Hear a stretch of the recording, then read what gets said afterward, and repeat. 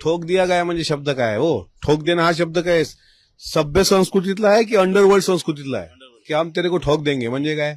म्हणजे तू काय बुलेटच्या भरोश्यावर जीव घ्यायचा प्रयत्न करतो काय? मी देवगिरीचं सीसीटीव्ही फुटेज गायब आहे, ते दिसत नाहीये, याबद्दल शंका उपस्थित केली. आमदार अमोल मिटकरी आज पिंकी माळी यांच्या परिवाराच्या भेटीला गेले होते. त्यांच्या पिंकी माळीच्या आईची तब्येत बरी नसल्याने ते एका हॉस्पिटलमध्ये ऍडमिट आहेत. त्यानंतर आज अमोल मिटकरी यांनी माध्यमांशी संवाद साधला. बरेच धक्कादायक खुलासे अमोल मिटकरींनी केले आहेत. माझ्यासोबत आमदार अमोल मिटकरी आहेत. सर, महाराष्ट्र टाइम्समध्ये स्वागत आहे तुमचं. अमोल एकंदरीत या प्रकरणामध्ये अजितदादा विमान अपघाता प्रकरणामध्ये पिंकी माळी या परिवाराला फार मोठ्या धमक्या येत आहेत असं तुमचा आरोप आहे. धमकी कोण देत आहे, का देत आहे, काय सांगा? व्ही.के. सिंग धमकी देतोय. मीडियासमोर पिंकी माळीच्या वडिलांनी भावांनी बोलू नये आणि पिंकी माळीच्या संदर्भात प्रश्न विचारू नये. आर्थिक मदत सुद्धा त्या कुटुंबाला व्ही.के. सिंगनी केलेली नाही आणि व्हॉट्सअप कॉलवर तो धमकी देतोय. त्यामुळे सरकारने त्यांना संरक्षण पुरवलं पाहिजे. सरकारने तिच्या आई माया माळी ज्या ऍडमिट आहेत, हॉस्पिटलाइज झालेल्या आहेत, त्यांना पण पूर्ण त्यांचा खर्च उचलला पाहिजे. ते उचलण्याचा शब्द स्वतः मंत्री गिरीश महाजन यांनी दिलेला आहे. आणि आता एकनाथ शिंदे साहेबांचे काही डॉक्टर्स त्या गोष्टीकडे लक्ष ठेवून आहेत. म्हणून व्ही.के. सिंग जो आहे, त्या व्ही.के. सिंग पासून पिंकी माळीच्या कुटुंबाच्या जीवाला धोका आहे. एकंदरीत या प्रकरणामध्ये व्ही.के. सिंगच कसं काय मास्टर माइंड आहे असं एकंदरीत आपल्याला बोलता येईल? त्याचं कारण असं आहे की व्हीएसआर व्हेंचरचा तो मालक आहे. अजितदादा ब्लॅक व्हीएसआर व्हेंचर कॅरी करायचे आणि त्या दिवशी तुम्ही बघितलं असेल की व्हाईट त्यांना फ्लाईट दिल्या गेलं आणि जो व्हिडिओ ट्विट केला तो जयदादा पवार यांनी ट्विट केला. त्याच्यानंतर व्ही.के. सिंगला जाग आली आणि आता त्यांनी पोलीस चौकशीमध्ये ज्यावेळेस त्याला उचललं त्यावेळेस त्यांनी सांगितलं की ही माझी चूक नाही आहे, ही सुमित कपूरची चूक आहे. आणि त्या ऑडिओमध्ये तो हेही म्हणतो की फ्लाईट गिर गया ठोक दिया. ठोक दिया म्हणजे हे गुंडांची भाषा पण तो बोलतो. त्याच्यामुळे व्ही.के. सिंग हा याच्याकरता जबाबदार आहे की ठोक दियाची भाषा जर त्याच्या थोबाळातून येत असेल तर अर्थातच त्याचे अंडरवर्ल्ड कनेक्शन नाकारता येत नाही. त्याच्यामुळे तो इतका स्वयंभू आहे सध्या. त्याला पॉलिटिकल बॅकअप पण असू शकतं, त्याला आर्थिक बॅकअप पण मोठ्या प्रमाणात असू शकतं आणि पिंकी माळीसारख्या सर्वसामान्य कुटुंबाला तो कचरा पाल्यापाचोळ्याची किंमत देतोय. त्याच्यामुळे एक गोष्ट स्पष्ट आहे की तो एकतर अंडरवर्ल्ड डॉन सारखा वागतोय. याचा अर्थ त्याची मस्ती, मुजोरी आणि माज की त्याला वाचवलंय कोण, तर त्याला डीजीसीएला वाचवलंय. आणि डीजीसीए, एआयबी आणि व्हीएसआर यांचं साठलोट आहे. आणि टीडीबीच्या नेत्यांचा जो याच्यामध्ये रोल असण्याची शंका आमदार रोहित पवारांना आहे. तर अशा याच्या उन्मत्त बोलण्यानं आणि वागण्यानं हा त्याच्यामध्ये दोषी आहे असं दिसून येतं. त्यामुळे याची नार्को टेस्ट झाल्याशिवाय याचं खरं खोटं काय आहे ते कळणार नाही. तुम्ही म्हणताय नार्को टेस्ट मध्ये एक ऑडिओ क्लिप रोहित पवारांनी मांडली होती की ज्यामध्ये तुम्ही जो उल्लेख केला की ठोक डालो. मुळात रोहित पवार सातत्यानं हा विषय मांडतायत किंवा पाठपुरावा करतायत. तुम्ही हा विषय घेऊन पाठपुरावा करताय, पोलीस स्टेशनमध्ये जाताय, एफआयआर त्यांच्या अंगावर टाकली जात नाही. नेमकं याच्यामध्ये व्ही.के. सिंग कुणाला वाचवतंय तुम्ही म्हणताय? एकंदरीत डीजीसीए सुरुवातीपासून यामध्ये कल्प्रिट पाहायला मिळतंय. डीजीसीएच्या अधिकाऱ्यांनी जर त्या विमानाच्या उपमुख्यमंत्र्याच्या राज्याच्या विमानाची जर व्यवस्था डीजीसीएकडे असेल आणि त्यांनी जर असं नाकर्तेपणाने चूक केली असेल तर त्या अधिकाऱ्यांवर सदोष कारवाईचे मनुष्यवधाचे गुन्हे दाखल करण्याकरता आणि एफआयआर करण्याकरता स्वतः मी आमदार रोहित पवारांसोबत मरीन ड्राईव्ह पोलीस स्टेशनला गेलो होतो. त्यावेळेस पोलिसांची असलेली एकंदर वर्तणूक पाहता त्यांनी ना व्हीएसआरवर एफआयआर केला, वास्तविक त्यांना एफआयआर स्वीकारण्याचा अधिकार होता, पण त्यांनी तो स्वीकारला पण नाही. व्हीएसआर बद्दलच स्वीकारला नाही, डीजीसीए बद्दल पण स्वीकारला नाही. याचा अर्थ काय? पोलीस प्रेशर खाली होते, पोलिसांना फोन आले होते, पोलिसांच्या वरिष्ठ अधिकाऱ्याला फोन आल्यानंतर तो अँटी चेंबरमध्ये गेले होते. त्याच्यानंतर त्यांनी सांगितलं का एफआयआर होऊ शकत नाही. म्हणजे नरिमन पॉइंट सारख्या मरीन ड्राईव्ह पोलीस स्टेशनला तिथले पोलीस अधिकारी जर एफआयआर घेत नसतील राज्याच्या उपमुख्यमंत्र्यांच्या संदर्भामधला, तर विचार करा व्हीएसआरचे आणि डीजीसीएचे धागेदोरे किती लांबपर्यंत आहेत. ते इंटरनॅशनल कनेक्शन पण नाकारता येत नाही. आणि हा जो व्ही.के. सिंग आहे ना, हा स्वतःला लय तुर्रम खान समजतोय त्या बॉलिवूड हॉलिवूडच्या अंडरवर्ल्डच्या मूवी सारखा. तर त्याला मला असं वाटते जरा नाही, त्याची मस्ती महाराष्ट्र उतरवल्याशिवाय राहणार नाही. तर तो अशा धमक्या देतोय, हरामखोर तो बसून धमक्या देतोय ना असा मोबाईलवर व्हॉट्सअपवर की काय ठोक दिया म्हणजे काय रे? तुझ्या थोबाला ठोक दियाची भाषा पैशाच्या जीवावर मास करतोय, मस्ती करतोय काय? त्याच्यामुळे हे अशी लोक ही कोणी पोचलीत आणि हे अंडरवर्ल्डची कायची नार्को टेस्ट करा, सगळं काही बाहेर येणार. रोहित पवारांनी आरोप केले होते की त्यांच्या जीवाला धोका आहे. तुम्ही पण म्हणताय की ज्याप्रमाणे तुम्ही हा विषय मांडताय किंवा पाठपुरावा करताय, तुमच्या पण जीवाला धोका आहे.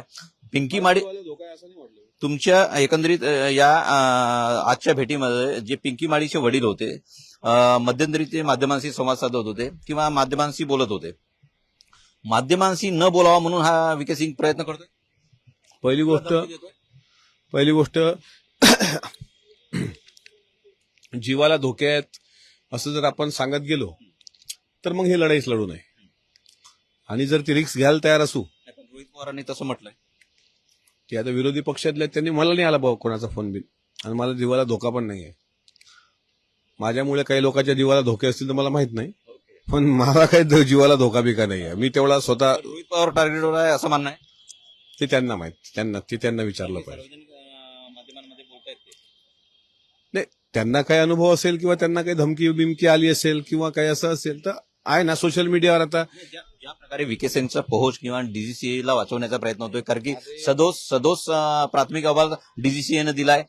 दुसरीकडे सीआयडीच्या प्राथमिक अहवालामध्ये पण त्रुटी आहेत. असं हिंदीत म्हण आहे, भोकनेवाला कुत्ता कभी काटता नाही. हा त्या पिंकी माळीच्या वडिलांना तो धमकी देऊ शकतो.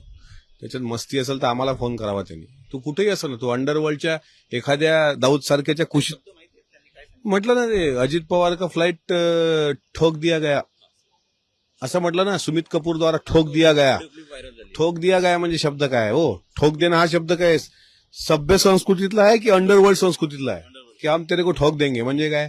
म्हणजे तू काय बुलेटच्या भरोश्यावर जीव घ्यायचा प्रयत्न करतो काय? आमच्यासारखी एक मेला तर 1000 जन्माला येतील. त्याच्यामुळे अजितदादाच्या बाबतीत तो जो काय बोलतोय ना, त्याला वाटते तेवढं वरवर सोपं. आणि तो ज्याच्या मांडीवर बसून हे बोलत असेल ना, तर ज्याची बसणारीची मांडी आहे ती मांडी आणि हा फक्त लक्षात येऊ द्या. मग याला याची किंमत मोजावी लागेल. केंद्रातला एक मोठा पक्ष त्याच्या मागे असं तुम्हाला म्हणायचंय का? कारण की ज्या पद्धतीनं त्याचा संरक्षण होतंय की तो ज्याप्रमाणे वागतोय. असं आहे की टीडीपीच्या संदर्भात स्वतः आमदार रोहित पवार यांनी शंका उपस्थित केली. मी स्वतः सुसाईड बॉम्बर म्हणून व्हीएसआरच्या पायलट संदर्भात शंका उपस्थित केली. मी सुमित कपूर कॅलिफोर्नियात आहे याबद्दल शंका उपस्थित केली. मी व्हीएसआरच्या पायलटचा 50-50 कोटीचा विमा काढलेला आहे याबद्दल शंका उपस्थित केली. मी देवगिरीचं सीसीटीव्ही फुटेज गायब आहे, ते दिसत नाहीये याबद्दल शंका उपस्थित केली. मी उच्च न्यायालयाचे सरन्यायाधीशांच्या अध्यक्षतेखाली निवृत्त सरन्यायाधीशांच्या चौकशी समिती गठीत करावी याकरता स्वतः मुख्यमंत्र्यांना अनेकदा भेटलो. सीबीआय चौकशी लागली, अजूनही कोणाचे बयान झाले नाहीत. एवढं केल्यानंतर कुटाणा जर त्याचं काही आउटपुटच निघत नसेल तर मग विचार करण्यासारखी गोष्ट आहे का व्हीएसआरला वाचवणारं कोणीतरी मोठं नेटवर्क, कदाचित ते मुंबईत असेल, महाराष्ट्रात असेल, कदाचित दिल्लीत असेल, नाहीतर कदाचित अंडरवर्ल्डशी कनेक्टेड असेल. 100% त्याची अवकात आहे का? तो कोणाच्या तरी मस्तीवर बोलतोय ना, तो तिची एवढी अवकातच नाही. आणि काय झालं, अजितदादांवर प्रेम करणं वेगळं, भावनिक होऊन आपण दादांच्या रोज रील पाहतोय, आपल्या डोळ्यात पाणी येतं, एवढं येतं की आता अश्रू सुकले, डोळ्यात दिसत नाही म्हणून चष्मा पण मला लावावा लागला इतकं. पण आपण भावनिक किती दिवस होणार आहोत? बदला घेणार आहोत का नाही? संभाजी महाराजांच्या हत्येनंतर संताजी धनाजींनी औरंगजेबाच्या तंबूचे कळस कापले, हा जर महाराष्ट्राचा इतिहास आहे तर अजितदादासारखा नेता डोळ्यासमोरून बेचिराग झाला, जाप तर विचारावं लागेल. आपण फाईट करू गरिबाची लेकरं. बाकी कोण फाईट करतं, काय फाईट करतं, कोण करत नाही हा भाग जाऊ द्या. आपण दादाचा कार्यकर्ता, दादाशी इमान राखलेली माणसं, दादाच्या बाबतीत हळवी होणारी माणसं, या लोकांनी आता थोडा हळवेपणा बाजूला ठेवून एक जन आंदोलन उभं केलं पाहिजे असं वाटतं. या काय तो सिंग काय व्हीके सिंगच्या विरुद्ध जन आंदोलन उभं राहिलं पाहिजे म्हणताय. आज तुम्ही परत एकदा आरोप केलाय, विधान भवनामध्ये दादांच्या संदर्भात चर्चा व्हावी असा तुमचा आग्रह आहे. गेल्या आठवड्यापासून तुम्ही पाठपुरावा करताय, मात्र चर्चा होत नाही, कुठं बोललं जात नाही. मागच्या आठवड्यात 4दा चर्चा येणार असं कळलं. शशिकांत शिंदे साहेब ती चर्चा मांडणार होते. आज त्याबाबत आम्ही माननीय सभापतींना विचारलं, ते त्यावर उत्तर देताना गिरीश महाजन हे बोलले की आम्ही माननीय मुख्यमंत्र्यांना विचारू आणि त्यानंतर याला अनुमती मिळेल. आता उद्याच्या कामकाजात ते असलं पाहिजे दादांच्या विमान अपघाताच्या संदर्भात चर्चा, तर मग आता ते आज मुख्यमंत्र्यांशी नाही, सभागृहात चर्चा झाली का पाणी कुठं मुरलंय ते दिसल ना. पण दादांची चर्चा कोणाला नको आहे या प्रकरणामध्ये? कोणाला नकोय, तेच तर महाराष्ट्र विचारच करतोय. दादांबद्दल सर्वांच्या मनात प्रेम आहे. विरोधी पक्षातले आमदार म्हणतात की आम्हाला सत्ताधारी पक्षाकडून फंड भेटत नाही, पण अजितदादानं एक उपकार करून ठेवलाय आमच्यावर का 2 कोटीचा आमदार निधी हा 5 कोटीपर्यंत केला. निदान त्याच्यामुळे आमच्या मतदारसंघात आम्हाला तोंड तरी दाखवता येतं. म्हणजे विरोधी पक्षाच्या आमदारांचं म्हणणं असं आहे की अजितदादांमुळे आमचा 2 कोटीचा स्थानिक आमदार विकास निधी हा 5 कोटीवर गेला. म्हणजे अजितदादाबद्दल त्यांच्या मनात आदर आहे. ठीक आहे, सत्ताधारी पक्षातले सर्व महायुतीचे आमदार मंत्री या सर्वांचं दादांवर प्रेम आहे. राष्ट्रवादी काँग्रेस पक्षाचं जितकं नुकसान अजितदादा गेल्यानंतर झालं, तितकंच किंबहुना त्यापेक्षा अधिक नुकसान हे माननीय मुख्यमंत्री देवेंद्रजींचं आणि माननीय उपमुख्यमंत्री एकनाथ शिंदे साहेबांचं झालेलं आहे. याबद्दल कोणाच्या मनात दुमत नाही. आणि मी स्वाभिमानाने सांगतो आणि मनापासून सांगतो का देवेंद्रजी आणि शिंदे साहेब हे मोठ्या भावासारखे आदरणीय सुनेत्रावरींच्या पाठीशी खंबीरपणे उभे राहिले. त्याच्यामुळे त्यांनाही थोडंसं लढण्याचं बळ मिळालं. हे सगळं एकाकडे, मग चर्चा सभागृहात का नाही होत? कसं आहे, हे प्रेम करणं वेगळं ना, प्रेम व्यक्त करणं वेगळं.